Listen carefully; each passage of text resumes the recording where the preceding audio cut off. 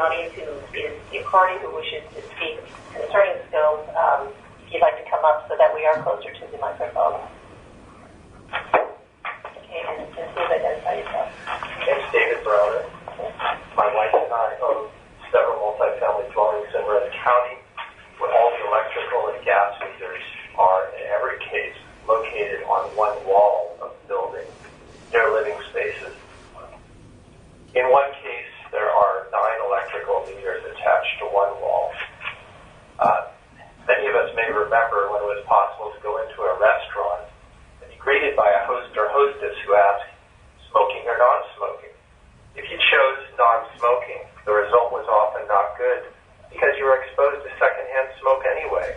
There were smokers close by, and the effect of the non-smoking section was basically negated. Similarly, if one person in an apartment complex chooses a smart meter when the majority choose analog, everyone is exposed to the mesh network of pulse radiation, just as we are exposed to secondhand smoke in a non-smoking section. Therefore, we're asking that multifamily dwellings be classified as communities and accorded the right to choose to be smart meter free.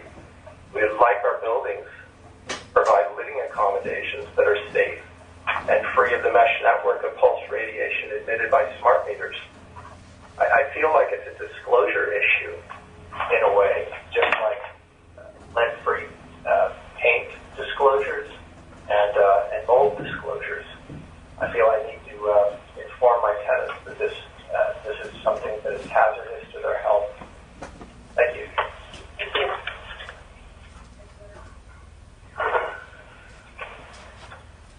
Okay, what I would like to just raise one issue concerning the scope, and actually it was raised with respect to the community issue, is looking at community opt-out. Mr. Tobin, I know you are representing for the community opt-out local governments. However, my perspective is that apartment buildings, condominium complexes should be included in the community, in the term and definition of community for purposes of the opt-out. Do you have any further comments on that issue?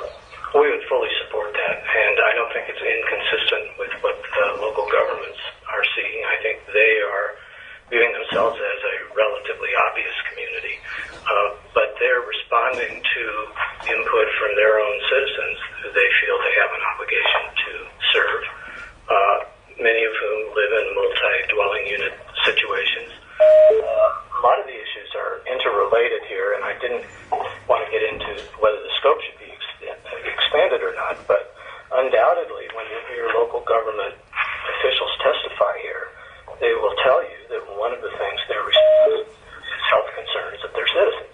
Doesn't mean you have to decide whether their perception of how they rule on those is right or wrong given the science, but you can't exclude that as a rational basis for them wanting to propose a community opt-out plan based on this technology.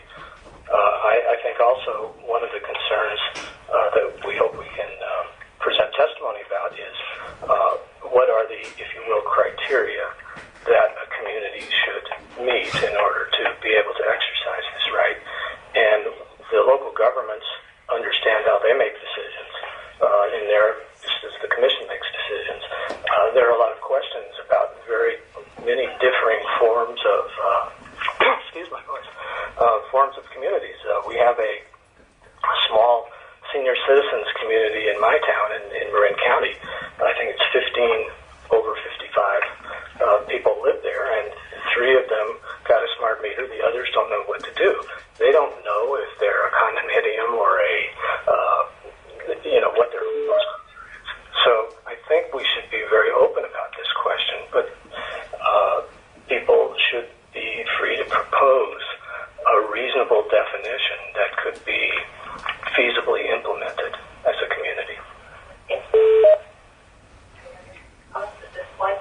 Otherwise, I think I would like to kind of move over into the schedule, and I think that may address some of the issues of how we how we attack the two big issues identified, and if there are other issues that is ultimately determined to be within the scope of this proceeding, we can put those in. But what I'd like to do is, Edison had proposed that essentially separate tracks. One that would look at legal issues surrounding community opt-out, and then the other track looking at cost and cost allocation issues.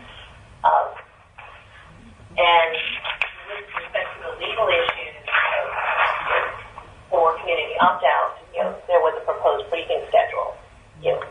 Two parties feel that the community opt-out option can be addressed only through legal briefs, or based on what Mr. Tobin has said, could workshops also be used for that track? Mr. Tobin? All of my clients would oppose the Southern California Edison proposal on a couple of fundamental grounds. One is the assumption that there is no factual determinations required with respect to this is false. We have never intended that the community opt-out do what Southern California Edison characterizes as deprive an individual customer of a choice to have time-of-day pricing. We fully intend that the testimony will show that it is the wireless mesh network component of this that my clients object to on behalf of their communities and their organizations, and that we are confident we will be able to show that if a community opts out and several citizens in that community want to have time-of-day pricing, that there are feasible, practical, available, and economically, reasonable alternatives to what the utilities have elected in terms of this technology. Unless the utilities are prepared to stipulate to that, then I think hearings are absolutely necessary. My last comment is cost and community opt-out and technology. These questions are all kind of circular, or mutually dependent, I guess I would say, because, for example, if opting out was free, very many people believe the opt-out participation rate, or whatever you call the percentage of customers that opt out, would be dramatically higher. Dramatically higher. Now, we have no community where that's been tried yet. We have no scientific test of that done yet in the real world, but there are statisticians who can speak to that economic consequence. The opt-out rate now was reduced by the Commission with little financial calculations that I've seen to a number lower than what the utilities wanted, which was a step in the right direction, perhaps. But the opt-out rate could be significantly higher if the pricing was significantly different. So until we know what the costs are, how can you evaluate what the participation rate? I don't think I'm using it the same way Mr. Weil was using that term, but what the effect would be of differing rates depends somewhat on the cost, not only to the utility, but to the customer. And so I really oppose the idea of saying that somehow you can decide the community opt-out feasibility and rationality of the programs being presented until you know what the costs are that you're dealing with. And my last point with respect to schedule and cost is just, I think, yesterday or the day before, you issued a ruling having to do with how data in the DRA report concerning SCE would be treated as either confidential or public. And I think that it's well within the scope of this proceeding to say that once that's decided, whatever that is, the data that is being made public for SCE should be made available by PG&E and San Diego Gas and Electric in comparable format so that we can all evaluate that. And to the extent that data remains confidential, then we're going to need some form of non-disclosure agreement / protective order before we can actually dig into these things and prepare testimony. Thank you. Mr. Hollinger.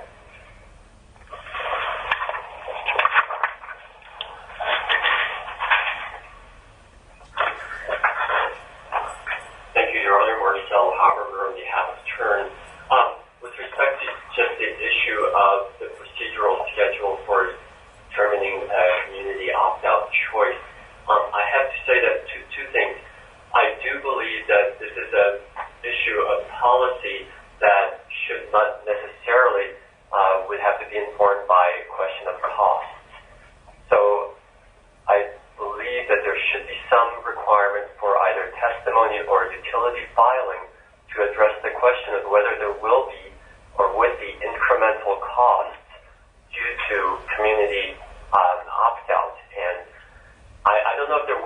not be, and I think some of that might depend. I've been assuming a community opt-out is defined as a municipality, but I know Your Honor and other parties have raised the issue of defining a community as including some type of multifamily or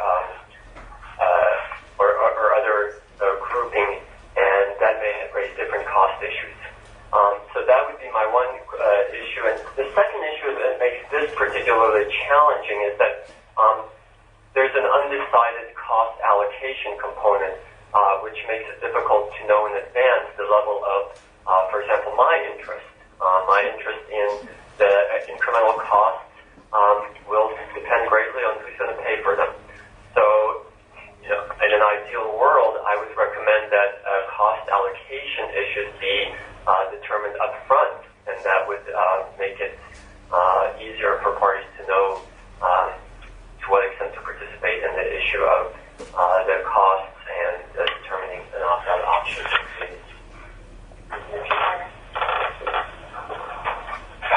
Your Honor, are we on? Your Honor, I know we will get to the procedural schedule on the cost allocation issue probably next, but I do agree with Mr. Hollinger that the two issues are related, and PG&E's position is that we ought to move forward with the cost allocation schedule on a more expeditious schedule than proposed by Southern California Edison. PG&E and SDG&E are prepared to provide updated cost information by mid-July. And also in response to Mr. Weil, who I think has made a very good point about the need to assess what rate making and rate design would be provided to deal with the variable costs in terms of participation. Again, PG&E is very confident that there are mechanisms that the Commission can adopt and that can be used to assure that to the extent that costs vary based on participation, that those costs, either through balancing account treatment or through annual revision, can be adapted to assure that there's a true-up, if you will, for actual participation. And PG&E would envision that its updated cost testimony would include proposals in that regard. And finally, responding to Mr. Hauser's concern about allocation, again, we anticipate that our updated cost testimony would deal with exactly those issues that Turn is concerned about in terms of cost recovery, which particular customers will bear the actual costs, the actual revenue requirement. So our general support is for moving forward as expeditiously as possible with the procedural schedule on the cost and cost allocation issues. We have no position on the schedule for the community opt-out.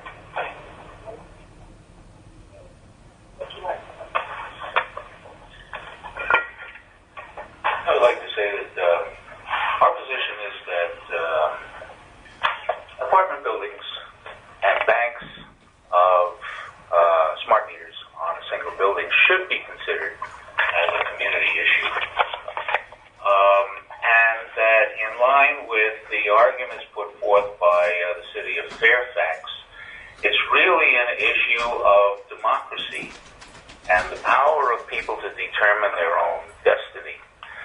So that we think that with respect to community and apartment buildings, that the people involved in the decision to have smart meters are the ones who should determine whether there will be any. That means that, say, in an apartment building, that people will be called together into a council and they can discuss with full information and full transparency about the technology, whether they, as a community, as a unit, should adopt these smart meters. And in that case, if continuing our position that this should be opt-in rather than opt-out, the costs would then be the fees added to the bills of those who opt in, and if that was a factor in the community or the unit deciding whether to accept smart meters or not, I think that would add to the transparency of the question. So I think that the apartment building should be included as community. The community decision should be honored as part of the legitimacy of democratic decision. Thank you. Yes. Hi, Sharon Yang for Southern California Edison. I wanted to respond to PG&E's earlier comment about expediting testimony. We feel that expediting testimony on the cost defeats the fundamental purpose for the second phase of this proceeding, which is the careful consideration of costs and cost allocation issues. As Aglet had mentioned earlier before and referenced UCAN's pre-hearing conference statement, we respectfully request a sufficient period of time to collect actual cost information and data upon which to assess costs and cost allocation. As Your Honor is aware, SCE's proceeding began several months after those of the other utilities and thus has not had the same amount of time to accrue as much data and is not similarly situated. So SCE's proposed schedule takes this into consideration while being mindful of resolving this matter in a reasonable amount of time. Thank you.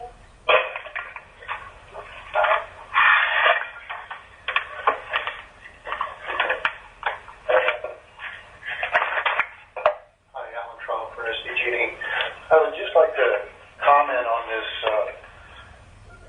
issue of bringing in the apartments and community living situations into the proceeding from the point of view that I believe Mr. Tobin made, and that was setting criteria to address the process internally to those communities on how they decide whether to opt out or not. And I'd like to point out from a legal perspective, the Commission doesn't have jurisdiction over land rights. And so that really is an issue that should not be included. I don't want my statement mischaracterized. I'm not saying the Commission should tell people in an apartment building how they should make a decision. All I'm saying is that to the extent that communities are being defined, maybe you don't have to figure out every single variation on the theme, but rather say, if a situation falls within this category, it could qualify as a community, and if you're on the borderline, come ask us. Something to that effect. Also, I would just say the question of whether or not the MDUs should be included in the scope of this is multiple dwelling unit, the MDUs, the apartment buildings.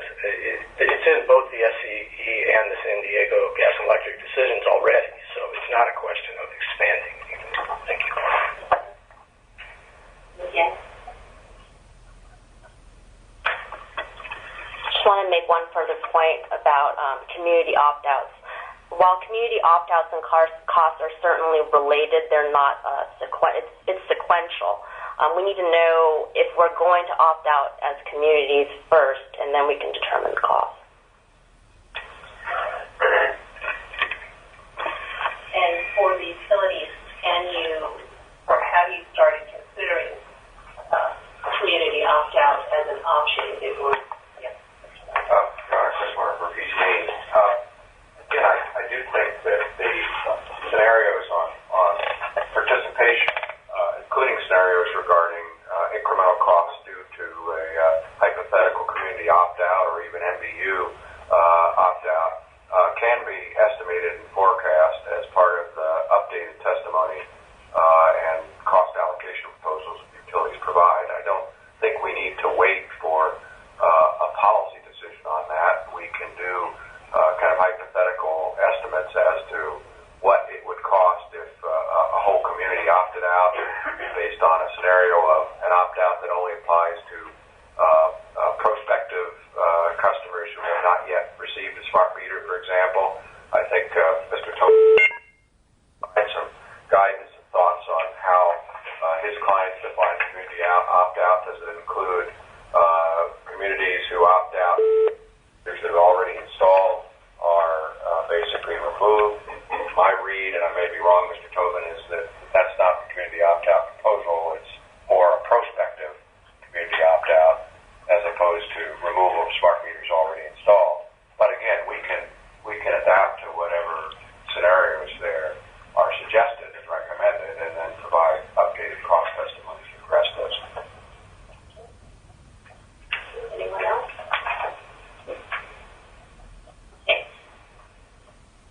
on what I'm hearing, I think there are a couple things that are coming forward. First is that I think there is going to be, there are some issues I think that we could just resolve through the filing of briefs, and I would like to kind of go through some of those. One of the main one will be, for the community opt-out issue, I think the decision for Pacific Gas and Electric opt-out options. Identify a few of them, which is, to what extent can the Commission delegate its authority to allow local governments, or to allow local community, whatever the definition of community is, to opt out of a particular form of meter. And then the question under there is, the existing tariffs for the utilities.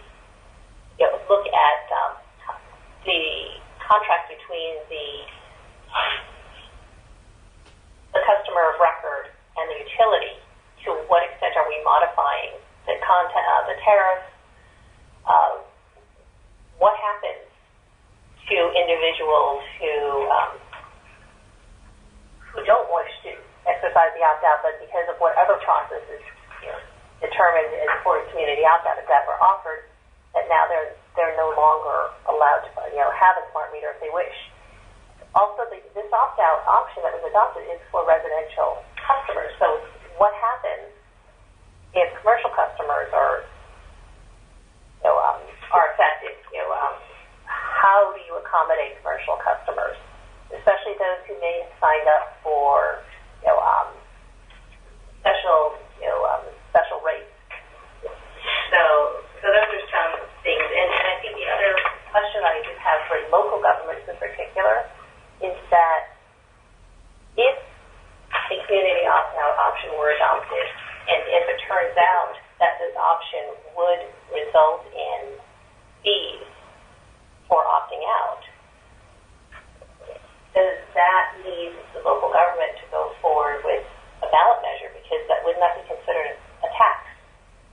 I don't know the answers to all of these. I mean, these are things that have just come up as I've been thinking about the opt-out option, and I want to make sure that community opt-out, however we define community, are there certain communities that will not be able to be allowed to participate in the opt-out option, and for on legal grounds, and I would like to know that. So these, those could be briefed, I think, in advance of anything else.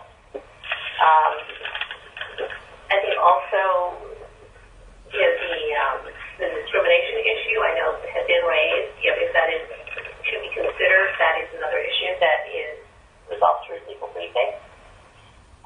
Cost allocation issues. I think some of the arguments that were raised by DRA in their comments to the proposed decision for PG&E was, how should the cost be allocated? Should a portion be allocated to the utilities? And if so, what would be the basis for that allocation? I think that can also be briefing up, unless someone sees a truly huge asset, which I can't envision at this point. And these are some of the things I'm looking at, and I know, Mr. Booth, you're here on behalf of PLETA. To what extent, if we are looking at what some people have considered no fee for opting out, how are we spreading out those costs then? Are they being allocated then across all ratepayers? And if so, that will affect commercial customers, and I believe, Mr. Booth, at that point, you will have a lot to say. Your Honor, could I just ask a clarifying question? Yes. When you're talking about cost allocation, in my mind, we're not dealing with specific numbers. We're talking about what category of cost goes to a shareholder or the ratepayers generally, or some subset of ratepayers, which may include. Yeah, and what list of categories would you like us to address? Is there a list of cost categories that we should all use and say this category should go here, this category should go there? If you'd like to, I think I need to think about that a little more. At this point, I was just looking at the opt-out costs in but if, there's some thought that, only certain costs should be directly attributed to customers opting out and all others spread across all classes of ratepayers, I'd like to have those identified, but I do need to think through some more. Ms. Maurer. Some additional thoughts, Your Honor. It almost seems like this proceeding is putting the cart before the horse. Did I say that right? Because we're talking about an opt-out and the communities maybe even having to pay for an opt-out, but the Commission has never made a determination on the problems that are occurring and why the communities are having a problem with the opt-out. You see what I'm saying? The Commission has never investigated the problems with smart meters. They've never made a determination on the safety of the smart meters. So they're not addressing the main reason that these communities and individuals want to opt out. So that gives more weight. I'm adding that as a point of view to give more weight to the inclusion of the problems with smart meters as part of the scope of this proceeding. Otherwise, we're putting an opt-out for communities, but you're not saying why. The Commission is not determining the reason. You're saying, well, for any reason. But then now you have to pay. That's another penalty for a community because they're not participating. But the Commission is not saying why these communities are not participating. And I believe that all communities should have the right to understand why a community opt-out would even be proposed. There are communities that are not informed. They don't know what's happening in this proceeding. They should have a right to be informed, not just those counties that already have been informed by their citizenry.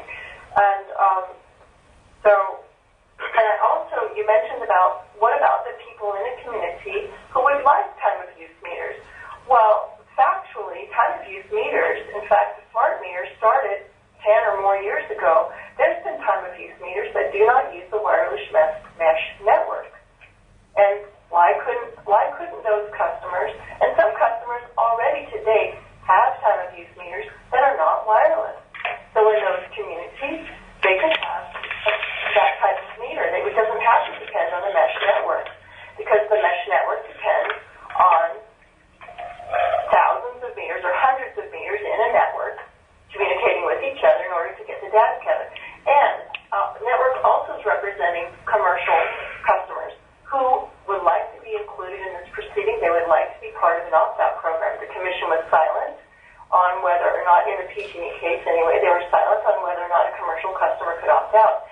And they would like that opportunity as well. So I would like to have that included in the scope of this proceeding, is the right for commercial customers to opt out. Thank you. Thank you. And are you also proposing that there be more than one meter option for opt-out if you're talking about other types of time-of-use meters other than just a wireless smart meter? I'm proposing that only for those people who want to opt in case a community wants to opt out and someone wants a time-of-use meter, that there are, in fact, time-of-use meters that are not wireless, that have been in use for a long time in California. So that's a suggestion that I'm making, rather than saying, well, having that be, well, what are we going to do? Somebody wants a smart meter. Well, a smart meter doesn't work in isolation. It depends on infrastructure. It depends on other meters. But the old-style time-of-use meters do not operate like that. Thank you. Very good. Mr. Wilmer. Your discussion about community opt-out causes me to think, to go back to health and safety. Community opt-out, I'm in favor of community opt-out. But Sandy hit the nail right on the head. Why would someone or why would some organization want to opt out? And this is in our pre-hearing brief, Your Honor, so you can go into more detail. But this begs the question. If you go into an apartment complex or a condominium complex with your tape measure, and you measure the distance between the smart meters that are installed, sometimes groups of 20, 30, and 40, you don't have to be an engineer to figure out that they're unlawful. The Federal Communications Commission has established an 8-inch minimum distance between smart meters for technical and safety purposes. My little tape measure tells me that some of them are only 1.5 and 2 inches apart. If I were living in an apartment complex or multi-unit setting, and I saw that all these meters were stacked so close together, I'd want to opt out right away. I'm sure so would the other inhabitants. And we certainly wouldn't want to be charged for taking care of our safety. So I think I agree with the idea, the notion that there has to be some factual record determined here, not just a question of whether it's legally permissible or not. And that factual record should go to that very point. We have thousands of meters installed